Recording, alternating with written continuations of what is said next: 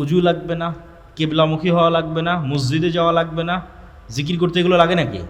কিচ্ছু লাগবে না। শুধু মানুষের গীবত, অপবাদ, নিন্দা করিয়েন না, অপ্রয়োজনীয় কথা বলিয়েন না, জিহ্বাটা বন্ধ রাখেন আর বলতে থাকেন লা ইলাহা ইল্লাল্লাহু ওয়াহদাহু লা শারীকা লাহু লাহুল মুলকু ওয়া লাহুল হামদু ওয়া হুয়া আলা কুল্লি শাইইন কাদির। লা ইলাহা ইল্লাল্লাহ লা হাওলা ওয়ালা কুওয়াতা ইল্লা বিল্লাহ সুবহানাল্লাহি ওয়া বিহামদিহি সুবহানাল্লাহিল আযীম। মুখের উপর চড়িয়ে নেন এই কথাগুলোকে। আস্তাগফিরুল্লাহ আল্লাযী লা ইলাহা ইল্লা হুয়াল হাইয়ুল কাইয়্যুম ওয়া আতুবু ইলাইহি। সবচেয়ে সহজ ইবাদত, যা দিয়ে বেশি দ্রুত মানুষ জান্নাতে যাবে। জিহ্বা থাকবে বন্ধ, মানে মানুষের সাথে কাজে ব্যবহার হবে না, আর জিকিরে থাকবে ব্যস্ত রব্বুল আলামিনের। তাহলে একে তো শয়তানের রাস্তা কিন্তু বন্ধ হয়ে গেছে। ও তো আপনাকে দিয়ে জেনা করাতে পারবে না, হত্যা করাতে পারবে না, করাতে পারবে কি? জিহ্বা দিয়ে জাহান্নামে নিয়ে যাবে। ওটা তো বন্ধ, ওটা তো আপনি বন্ধ করে দিয়েছেন। পাশাপাশি এটাকে কাজে লাগে আপনি সহজে জান্নাতে চলে যাচ্ছেন। বলেন আল্লাহু আকবার। একদিন যে সিয়াম পালন করলো আল্লাহর সন্তুষ্টির জন্য, আল্লাহ তার চেহারাকে দূরে সরিয়ে দিবে। কোন রিওয়ায়াতে 70, কোন রিওয়ায়াতে 100, কোন রিওয়ায়াতে আসমান এবং জমিনের দূরত্ব পরিমাণ জাহান্নাম থেকে। আল্লাহু আকবার। সকল নেকির, সকল ইবাদতের নেকি পূর্ব নির্ধারিত, সিয়ামের নেকি পূর্ব নির্ধারিত নয়। আল্লাহ বলছেন আস-সাওমু লি ওয়া আনা আজজি বিহি। সিয়াম যেহেতু আমার জন্য খাস, এর নেকিও আমিই দিব। আল্লাহু আকবার। প্রত্যেকটা ইবাদতকারীর জন্য বিশেষ সম্মানার্থে দরজা থাকবে জান্নাতে। একজন মাত্র ব্যক্তি যাকে সকল দরজা থেকে ডাকা হবে, তিনি আবু বকর রাদিয়াল্লাহু তাআলা আনহু। আল্লাহু আকবার। সিয়াম পালনকারীর দরজার নাম আর রায়্যান। এটা সিয়াম পালনকারীর সম্মান, বিশেষ মর্যাদা। তার জন্য একটা আলাদা দরজা তৈরি করা হয়েছে, প্রোটোকল, বিশেষ প্রোটোকল। জান্নাতে একটা আলাদা দরজা তৈরি করা হয়েছে, যে দরজা দিয়ে সিয়াম পালনকারীদের ডাকা হবে, বিশেষ প্রোটোকল। বাইতুল্লাহর নিসবাত আল্লাহর দিকে, কাবার নিসবাত আল্লাহর দিকে। কাবা ঘরের মধ্যে কি আল্লাহ সুবহানাহু ওয়া তাআলা থাকেন? সত্তাগতভাবে থাকেন? থাকেন না। আল্লাহ সুবহানাহু ওয়া তাআলা আছেন 7 আসমানের উপরে, আরশের উপরে। তাহলে কেন বলা হয় কাবা আল্লাহর ঘর? এটা সম্মান। কাবাকে সম্মান দেওয়া হচ্ছে, যে কাবাকে বলা হচ্ছে কার ঘর? আল্লাহর ঘর। সিয়ামের সম্মান, যে সিয়ামকে বলা হচ্ছে যে এটি একমাত্র ইবাদত পৃথিবীতে যা শুধুমাত্র কার জন্য? আল্লাহ সুবহানাহু ওয়া তাআলা। এই জন্য সিয়াম পালন করে আনন্দের সময় দুইটা, ইফতারির সময়, আর যেহেতু পূর্ব নির্ধারিত কোনো নেকি নাই, নেকি পাবে কার কাছে?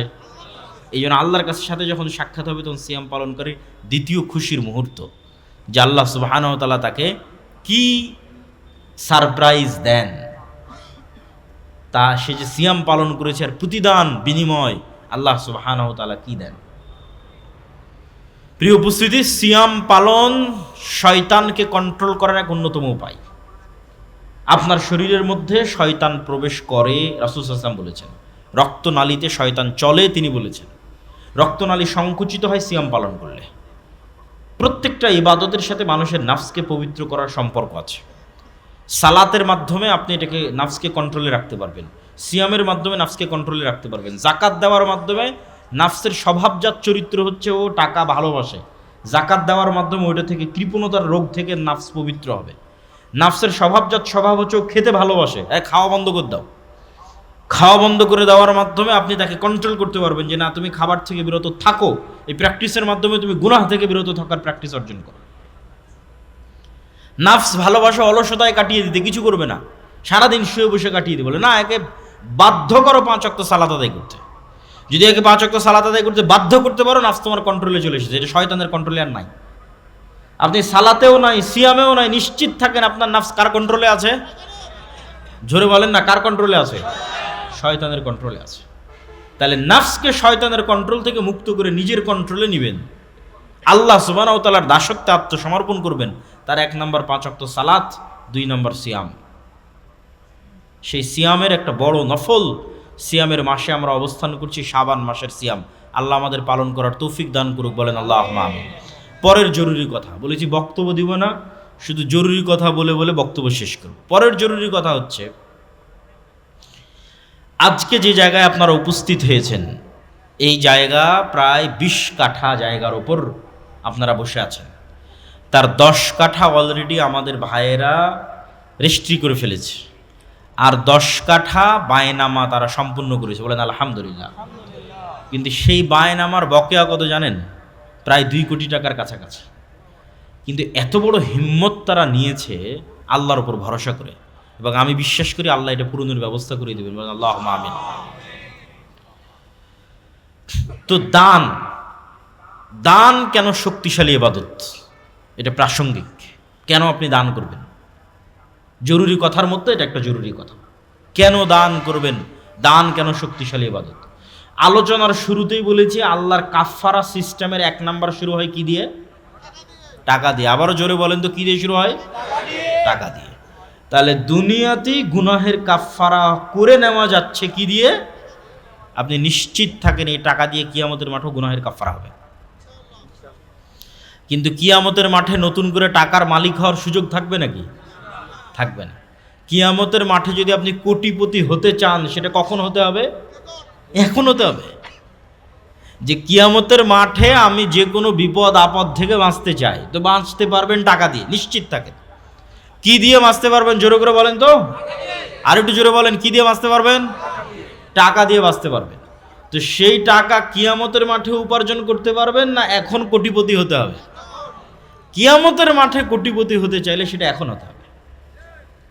এখন কোটি টাকা ইনকাম করে আল্লাহর রাস্তায় কোটি টাকা দান করে কিয়ামতের অ্যাকাউন্টে টাকা জমা রেখে এবার কিয়ামতের মাঠে উঠছি আমি কোটিপতি অবস্থায়।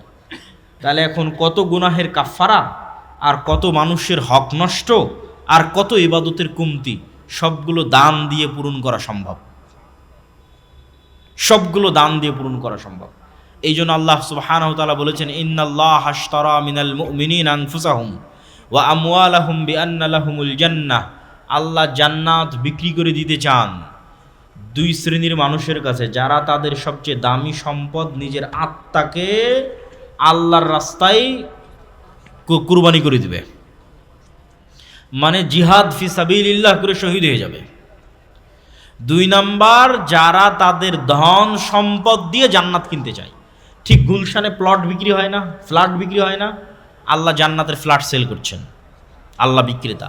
এবং এটাকে আল্লাহ ব্যবসা হিসেবে নাম দিয়েছেন, হাল আদুল্লুকুম আলা তিজারাতিন তুনজিকুম।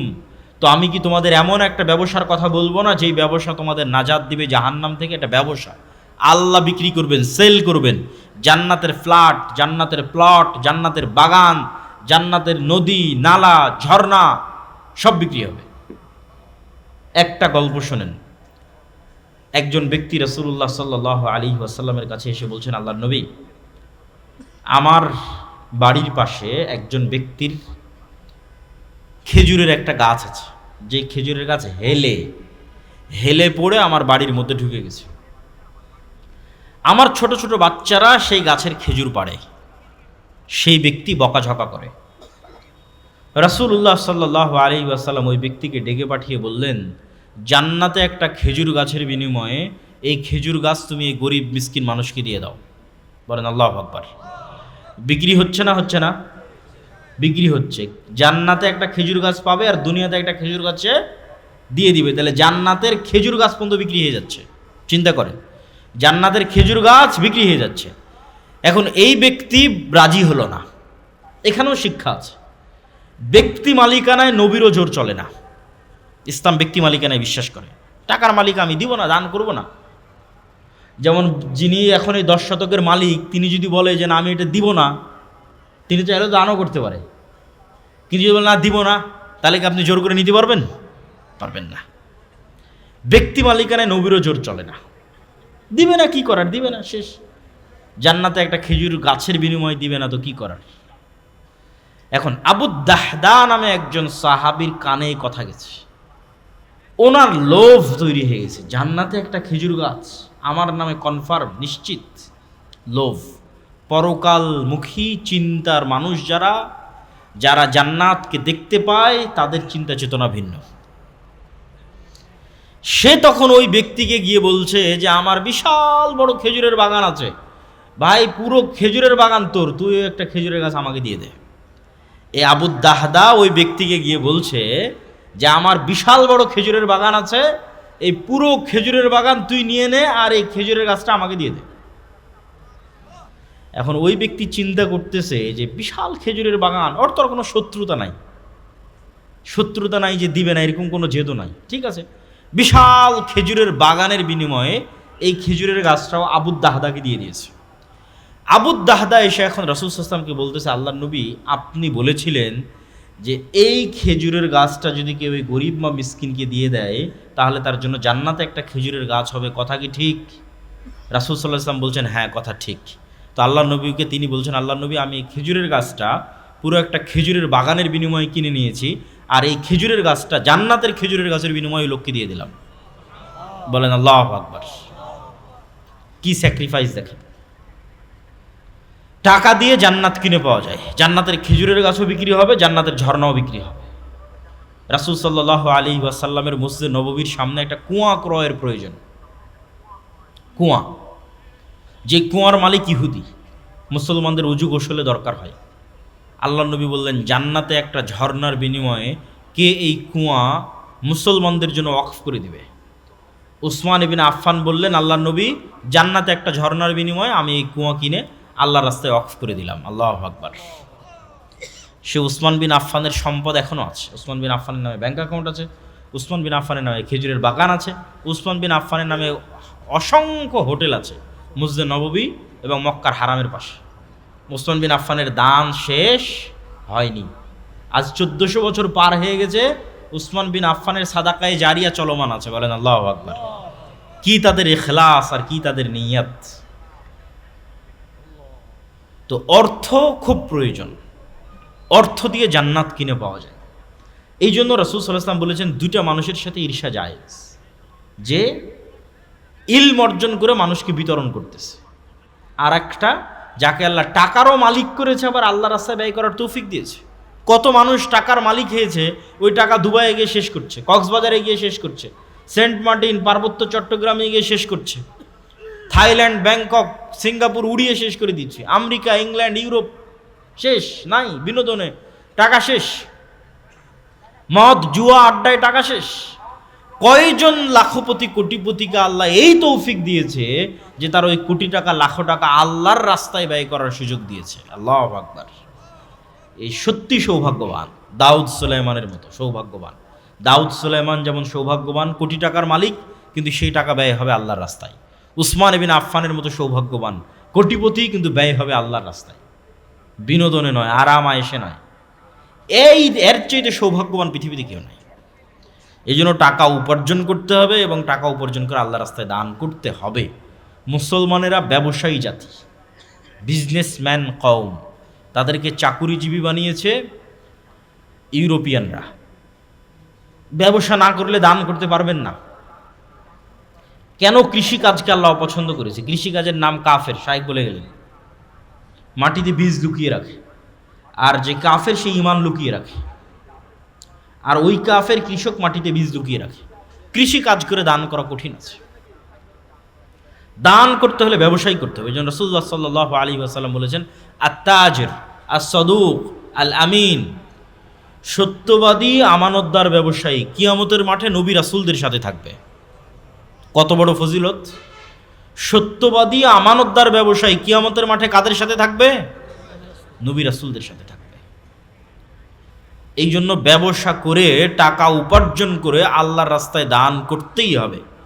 একটা টাকাও যদি হালাল উপায়ে ইনকাম করা যায়, ওটা আল্লাহর দয়া, রহমত।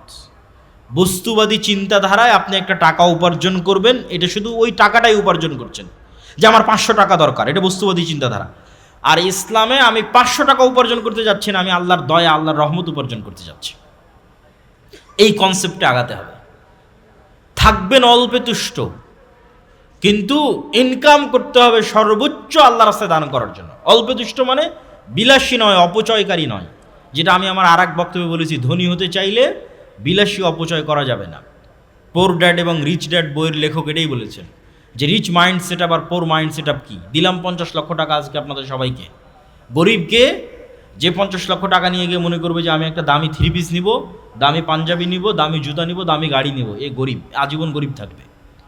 আর যে 50 লক্ষ টাকা নিয়ে গিয়ে বলবে যে আমার ছেঁড়া পাঞ্জাবি আছে, পাঞ্জাবি ছেঁড়াই থাক, আমার জুতা ময়লা আছে, ময়লাই থাক, এই 50 লক্ষ টাকা এমন জায়গায় ইনভেস্ট করব যেখান থেকে আবার টাকা ইনকাম হবে। এখন যে নিয়ে গিয়ে গাড়ি কিনলো, গাড়িতে তো তেল খরচ হবে, টাকার খরচ তো আরও বেড়ে গেল। আর যে 50 লক্ষ টাকা নিয়ে গিয়ে এমন জায়গায় ইনভেস্ট করলো যেখান থেকে টাকা বের হবে, ধনী কোনো না কোনো দিন ধনী হবেই। তাহলে অল্পে তুষ্ট মানে ওই যে বিলাসিতা, বিলাসিতা মুক্ত।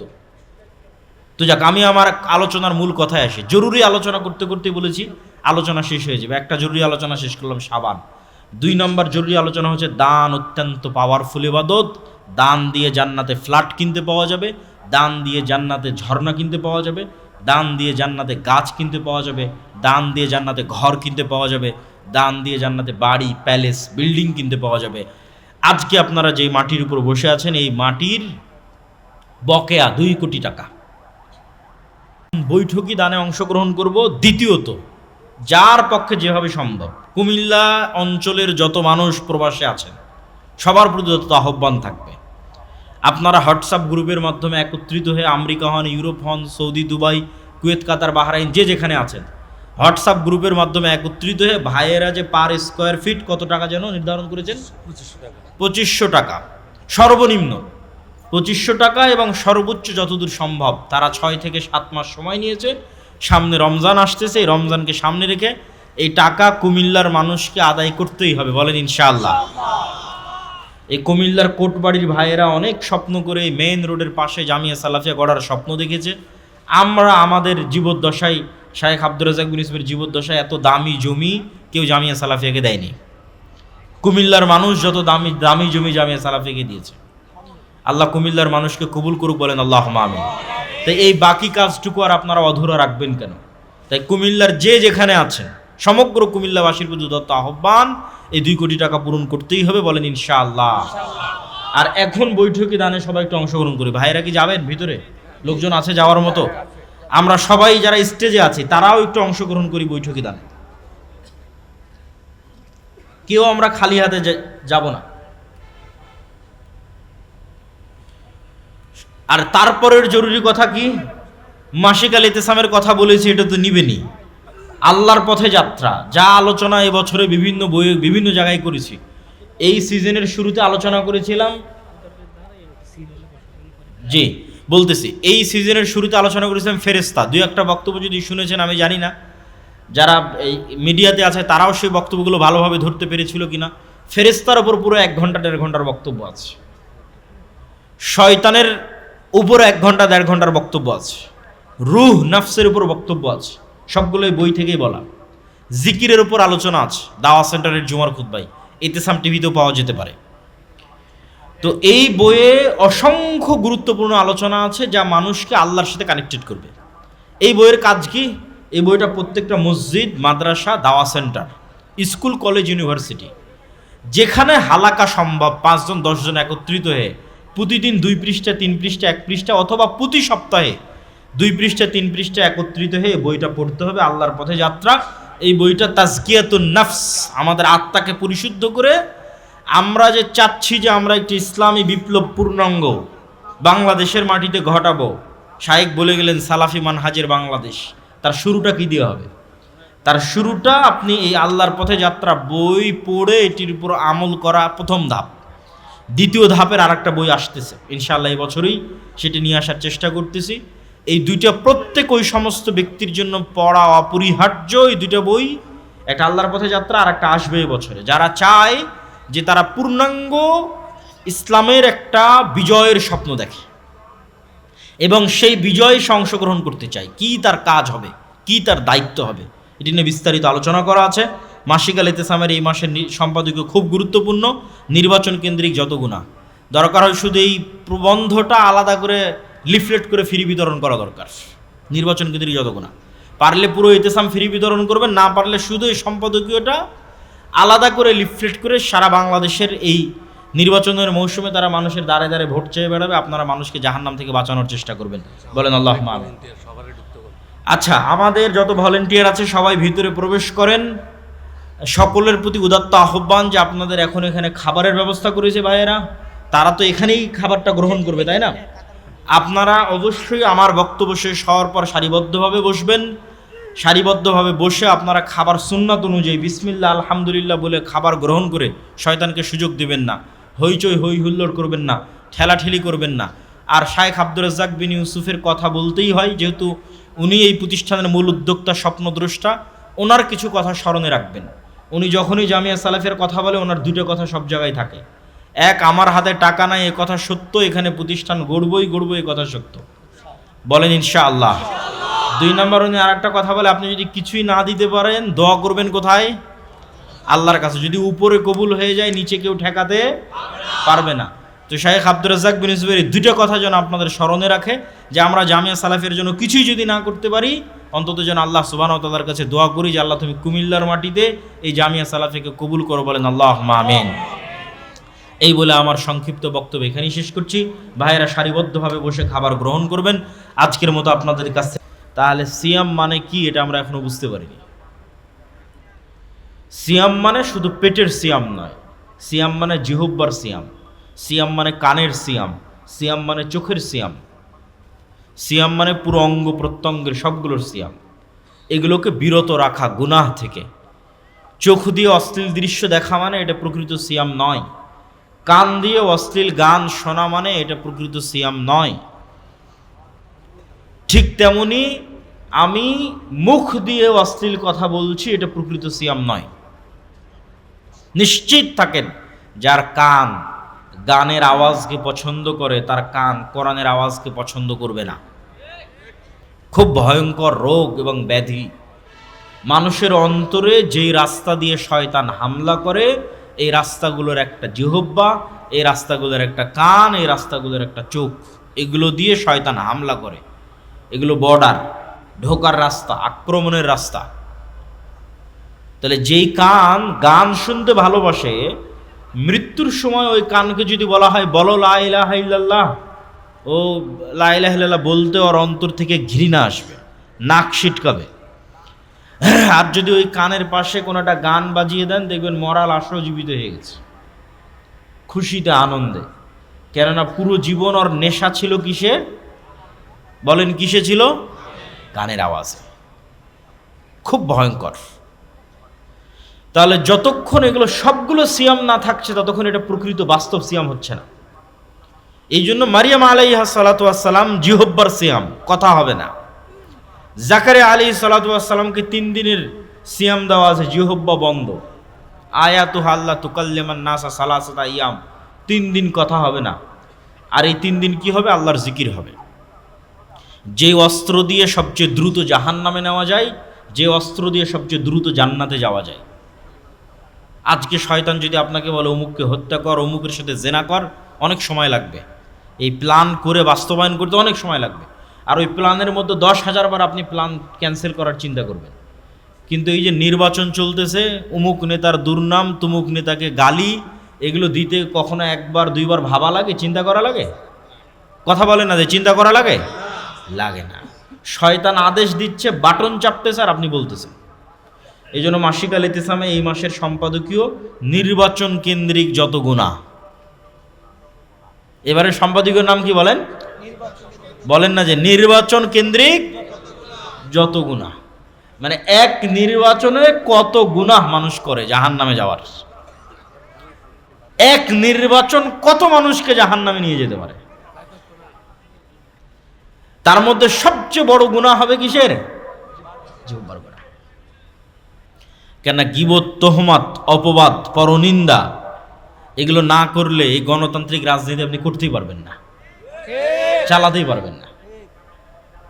তাহলে সামনে রমজান মাস আর এখন শাবান মাস, সিয়াম পালন করতে হবে। তাহলে সিয়াম পালনে পেট সিয়াম পালন করবে, লজ্জাস্থান পালন করবে, তার পাশাপাশি কে করবে? 1 নম্বরে জিহ্বা। আর নির্বাচন, এই আলোচনার মধ্যে যদি থাকেন তো এই সিয়াম আপনি পালনই করতে পারবেন না, শেষ। জিহ্বার সিয়াম শেষ। তাহলে জিহ্বা থাকবে বন্ধ, আর ওই জিহ্বায় জিকির উচ্চারণ হবে কার? আল্লাহ সুবহানাহু ওয়া তাআলার। জিকির মানে আপনাদের এই অঞ্চলের যে জিকির সেই জিকির নয়। জিকির খুব উপকারী, খুব গুরুত্বপূর্ণ। সকাল সন্ধ্যার জিকির আল্লাহর খুব প্রিয়, কিন্তু জিকির হতে হবে নবীর সুন্নাত অনুযায়ী। শুধু আল্লাহ বলে কোনো জিকির পৃথিবীতে নাই, না কোরআনে না হাদিসে। জিকির হবে অর্থবহ, পূর্ণাঙ্গ। 2টো বাক্য মনে থাকলেই হবে। জিকির হবে অর্থবহ, পূর্ণাঙ্গ। যার কোনো অর্থ নাই সেটার ব্যাপারে জিকির কি? আল্লাহু আকবার, আল্লাহ মহান, এটার অর্থ আছে, এটা পূর্ণাঙ্গ। সুবহান আল্লাহ, মহা পবিত্র মহান আল্লাহ, এটার অর্থ আছে। আলহামদুলিল্লাহ, প্রশংসা আদায় করছে আল্লাহর, এটার অর্থ আছে। লা ইলাহা ইল্লাল্লাহ, এটার অর্থ আছে। কিন্তু শুধু বললাম ইল্লাল্লাহ এর কি অর্থ আছে? শুধু বললাম হু হু এর কি অর্থ আছে? শয়তান যখন দেখে কোনো মানুষকে ইবাদত থেকে বিরত রাখতে পারছে না, তখন ও চিন্তা করে, একে তো ইবাদত থেকে বিরত রাখতে পারলাম না, কি করা যায়, কি করা যায়, চল একে দিয়ে বেদাত করাই। বুঝেননি মনে হয় আমার কথা?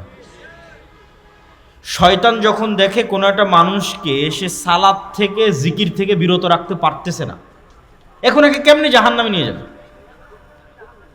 একটাই রাস্তা আছে, যেহেতু আর জিকিরের প্রতি প্রচুর আগ্রহ, তো ওর হাতে এমন জিকির ধরায় দাও যেটা বেদাত, তাহলে তো জাহান্নামে চলে গেল।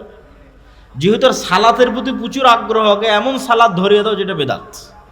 যেহেতু আর দরুদের প্রতি প্রচুর আগ্রহ, আগে এমন দরুদ ধরিয়ে দাও যেটা বেদাত। শয়তান মানুষের সাইকোলজি অনুযায়ী প্ল্যান চেঞ্জ করে, মাস্টার প্ল্যানে চেঞ্জিং নিয়ে আসে।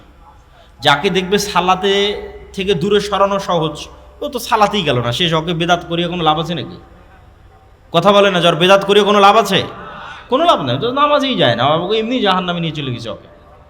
তাহলে বেদাত আমি করাবো কাকে? যাকে ইবাদত থেকে বিরত রাখতে পারছি না, তো ওর হাতে আরেকটা ইবাদত ধরিয়ে দাও, এটাও জিকির, হু হু করো, এটাও জিকির। দে ও চেয়েছিল ভালো কাজ করতে, চলে গেল জাহান্নামে। শয়তানের প্ল্যান, মাস্টার প্ল্যান। শয়তান সাইকোলজি অনুযায়ী প্ল্যান চেঞ্জ করে। আলেম ওলামাকে কোনো একটা গুনাহ দিয়ে তার জন্য জাহান্নামে নিয়ে যাওয়া খুব কঠিন। তো আলেম ওলামাকে কোন গুনাহে লিপ্ত করবে?